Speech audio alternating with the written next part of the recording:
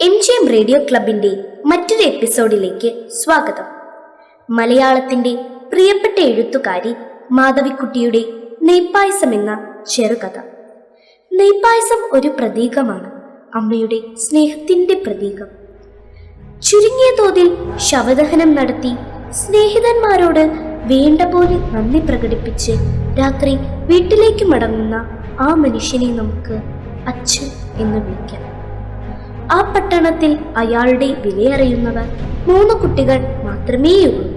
അവർ അയാളെ അച്ഛൻ എന്നാണ് വിളിക്കാറുള്ളത്. രാവിലെ എഴുന്നേറ്റത് തന്നെ അവളുടെ ശബ്ദം കേട്ടിട്ടാണ്. മൂടിപ്പുതച്ച് കിടന്നാൽ പറ്റുമോ ഉണ്ണിയെ, ഇന്ന് തിങ്കളാഴ്ചയല്ലേ? അവൾ മൂത്ത മകനെ ഉണർത്തുകയായിരുന്നു. അതൊരു ഈശ്വരനാമം പോലെ അയാൾ മന്ത്രിച്ചു. അവർ താമസിച്ചിരുന്നത് പട്ടണത്തിലെ ഇടത്തരക്കാർ താമസിച്ചിരുന്ന ഒരു ചെറിയ തെരുവിലാണ്.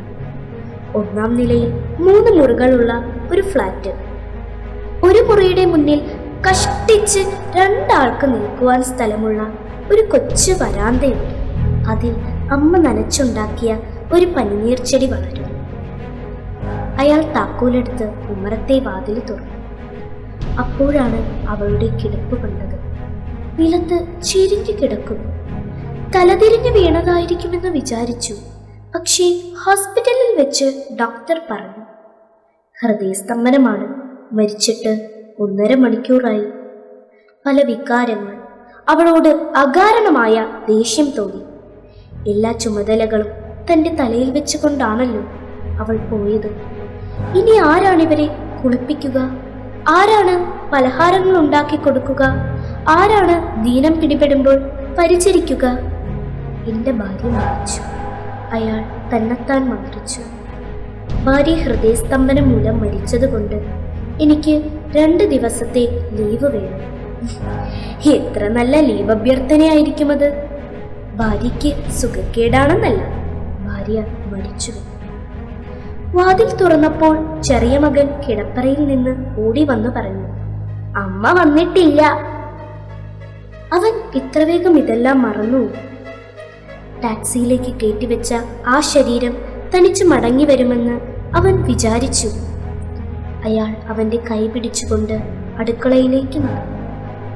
നിങ്ങളൊക്കെ വല്ലതും കഴിച്ചോ? ഇല്ല. അയാൾ അടുക്കളയിൽ അടച്ചു വെച്ചിരുന്ന പാത്രങ്ങളുടെ തട്ടുകൾ നീക്കി പരിശോധിച്ചു.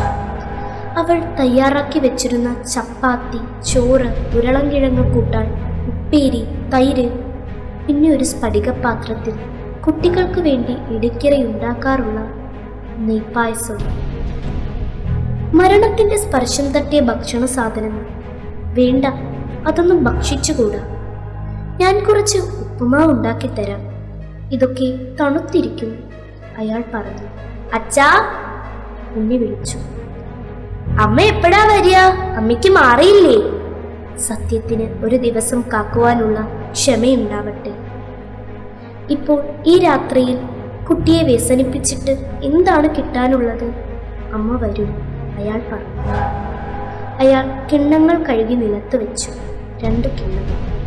ബാലനെ വിളിക്കേണ്ട, അവൻ ഉറങ്ങിക്കോട്ടെ, അയാൾ പറഞ്ഞു. അച്ഛാ, നെയ്പായസം, രാജൻ പറഞ്ഞു. അവൻ ആ പാത്രത്തിൽ തൻ്റെ ചൂണ്ടാണി വിരൽ താഴ്ത്തി. അയാൾ തൻ്റെ ഭാര്യ ഇരിക്കാറുള്ള പലകമേലിരുന്നു. ഉണ്ണി വിളമ്പിക്കൊടുക്കോ? അച്ഛന് വയ്യ, തലവേദനിക്കുന്നു. അവർ കഴിക്കട്ടെ. ഇനി ഒരിക്കലും അവൾ ഉണ്ടാക്കിയ ആഹാരം അവർക്ക് കിട്ടുകയില്ലല്ലോ. കുട്ടികൾ പായസം കഴിച്ചു തുടങ്ങി. അയാൾ അത് നോക്കിക്കൊണ്ട് നിശ്ചലനായിരുന്നു.